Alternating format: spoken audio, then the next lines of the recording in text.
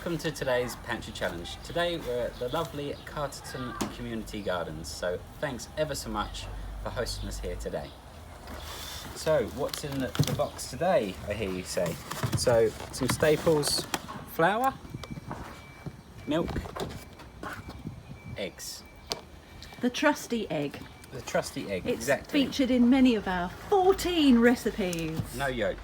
Right, so with these ingredients, I'm thinking, I haven't done any sauces over the last 13 or whatever it is videos, so I'm thinking of making a bechamel sauce. So bechamel sauce is great for making cauliflower cheese.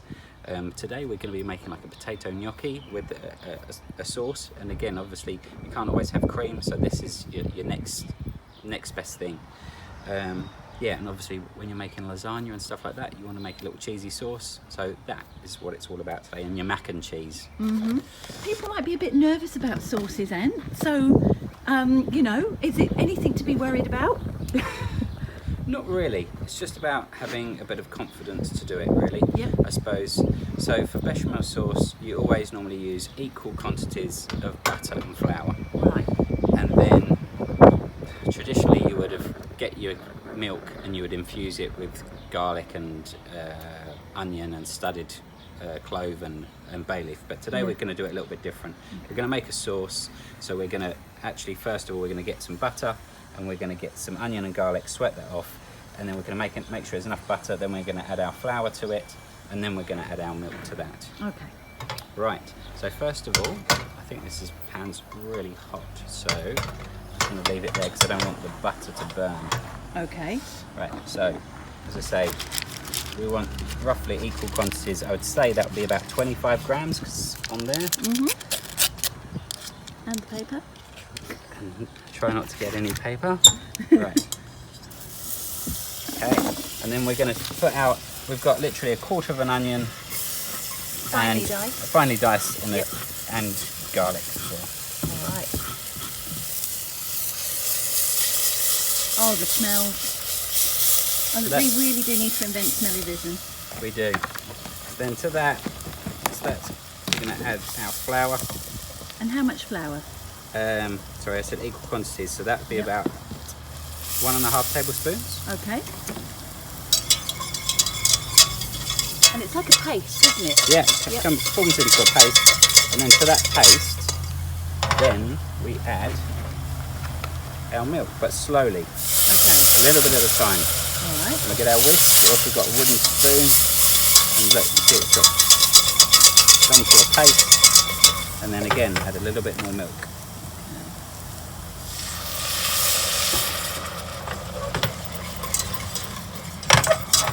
And then, so just little and often, and then make a nice smooth bechamel sauce. And to be completely honest, the pan was a bit hot just to start off with, so you'd most probably cook your onions for maybe a minute or so and just do it so it just softens it rather than frying. Okay. And again a little bit more milk, but you see it's coming to a paste, and then it goes again, looks like it's, and then once it starts to heat up and reduce, then it sort of starts to come back into a sauce again. There we go. Lovely. The sun has decided to come out now, so we've got quite a few shadows, but hopefully people can see what's going on. And then again, obviously to this, we want to make sure it's nicely seasoned. So we want to put a little bit of salt. I'm going to put a bit of pepper, just because I like a little bit of spice. And obviously if you're making mac and cheese, you can put a little bit of chilli if you wanted to, if you want a spicy one, or if not, you don't have to. So we've pretty much made our bechamel sauce. Wow. That's it. Easy. As I say, traditionally you would always stud an onion. You put onion, clove, bay leaf, and then you'd warm up the milk and infuse it like that. But we're doing it different today because this is going to be a finished sauce. And obviously this is a great option if you don't have cream, which thickens naturally when you cook it. Okay. So there's our bechamel sauce. Lovely. Okay, but it's going to be sauce for our gnocchi. So, okay, I'm just going to leave that on the side just for a minute. So, gnocchi. What are gnocchi? So, they're basically the potato dumplings. They're little pillows of love. Oh. So, I've got these. This is a potato that I've literally just cooked, and then what we do, we need to mash that up a little bit. So you're cooking it so it's mashable. So it's mashable. The kind of consistency you're wanting. So quite a while. And to be most probably 12 to 15 minutes, just until you get to do the knife test. I think I did it before, just to make sure that it comes out and it's nice and softly cooked. Okay. A little bit of salt in the water. Traditionally, you would always do this while it's nice and hot. Right. But obviously, we don't want to bore you for 45 minutes doing it from start to finish. So, the easiest way, as I said, is to do the potatoes hot. Yep. And then what you want to do is just basically mash the potatoes. If you've got a masher, that's great. I'm actually just going to use a little bit of Glad wrap here. Okay. And then you just smash it up. Yeah. As I say, traditionally you would always use like a ricer or put it for a sieve or something like that. Yeah. But not everybody always has all that. No. Caper. So we're going to do it au naturel. Analog. Exactly. So again, to that we want to add a little bit of salt. Yep. A little bit of pepper if you got it. And then to that you could add some grated cheese if you wanted to. And then just a little egg. Right. We just want to use the yolk. Okay. But we only need a little bit because we've only got a small amount here. I've actually done a proper recipe which you'll see, which I did this morning to make these. So literally we just want a tiny bit of egg yolk. I mean literally not even a quarter. All right. Just that helps bind it. Yeah. And then to that we just want to get some flour. Okay. So as I say, I've actually made a proper recipe for it, which I will put on the screen for you. And then all we do is basically mix it together.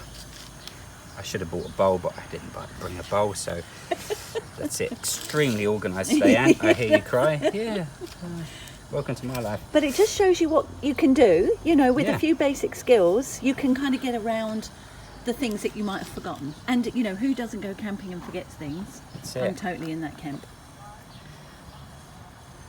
So you're adding flour kind of almost like on a, you're feeling it and you're thinking, right, that needs a bit more flour. Exactly. Right. So basically we're making a dough, really. Yeah. We're making it does look like a dough, yeah. a dough.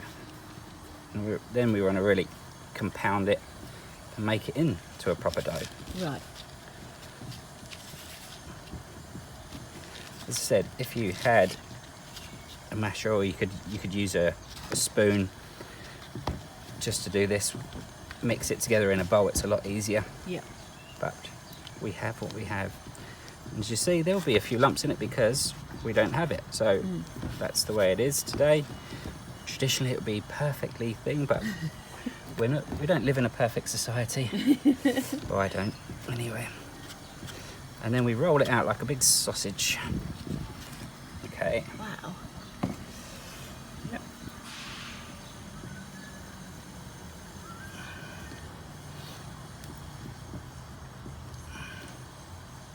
That's it. And then all we do is cut it like that. Yeah. Cut them into pieces, and then we're going to boil them in salted water. Okay. And that's basically gnocchi. Gosh. And then I'm going to show you.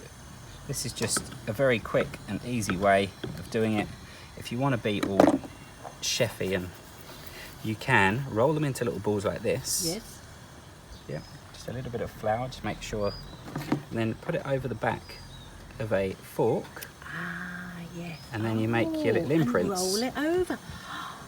There you I've go. always wondered how they got that shape. There you go. You can use an old, the old butter paddles. Yes. You could use the back of a butter paddle. Okay. And then basically you just whack these in until they boil. Okay. And then they're basically ready. Okay. So I've actually got some that I've made here earlier, and I'm going to put them in. They literally take about 1 or 2 minutes just till they warm up and they come to the surface, and then they're cooked. And you can cool them down. You can leave them in the fridge for a few days, or you could freeze them if you wanted to. I didn't think about this, did I, much? Because I don't have a facility to wash my hands, but that's all right. I do have a cloth. There we go. do. I can use that. So, getting back to this now, we have our sauce. Mm-hmm. So to About that, the sauce. that we're going to add a little bit of grated cheese. Okay. So just get that now. I could have done this earlier, couldn't I? It's going to pieces today. It's going to pieces. What's happening? I think it's the pressure of this being the last one, the last Pantry Challenge. Is.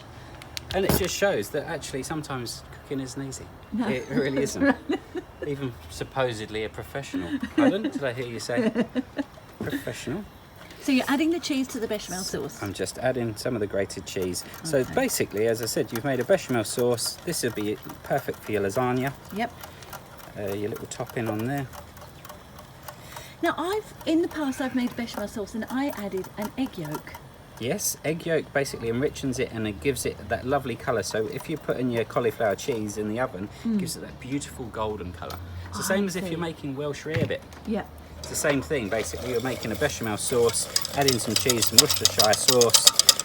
Traditionally they would have used a bit of Guinness or something like that as well. Okay, I'll stand behind But that.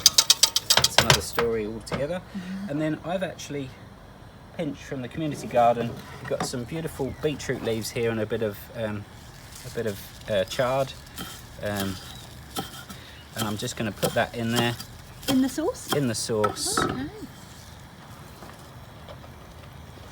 And as we always say, what's it? Taste, season, taste. That's So right. But pretty that's much what's going to go on the merch. What do we think, Chef? That's pretty good. Okay. I'm going to add a tiny little bit more salt, but remember, cheese has got the salt in it as well. And obviously, if it starts to get a bit thick, yeah, just add a little bit more milk. Don't be shy. No. Just look at these things and just think, okay, if it's a bit thin, you could add a bit more flour. Yep. But if it's too thick, then just add a bit more milk. Okay. Right, and then we've got our gnocchi here. I'm just going to drain this off and not burn my fingers as I normally do. Living up to my reputation. Making blunders all the time. That's all right. Oh, and you bung them straight into the sauce? Whack the gnocchi in the sauce. Oh, wow. All the sauces, look at that. Looks great. Right, and then we're going to serve up. What a mess he's made today. What a mess. That's all right. I feel like we're doing all the things for our final video. That's it. We get our lovely gnocchi. Oh, yes. There we go. We're going to just pour it all in. Go for it. Yeah, why not? So here's your cheesy gnocchi with a little bit of beetroot leaf and chard from the lovely Carterton Community Gardens. Thanks ever so much to Carterton. Thanks to Jack from Fab Febby who hooked us up with the guys from Carterton. Also the guys at Featherston Foodbank. Thanks for all your support, all your help to do this project, and hopefully it's helped a few of you cook with a little bit of confidence and just shows that even as a chef you can make mistakes. That's what life's all about. Happy cooking and enjoy the gnocchi, Ant North, Planalytics, and thanks ever so much to Lucy. Without Lucy this wouldn't have all happened as well, and everybody else who I've forgotten. Thanks ever so much.